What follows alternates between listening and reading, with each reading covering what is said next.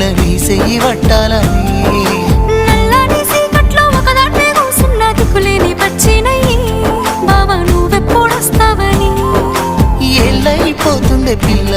ఎన్నెలొచ్చింది మన బతుకులా ఏలైపోతుండే పిల్ల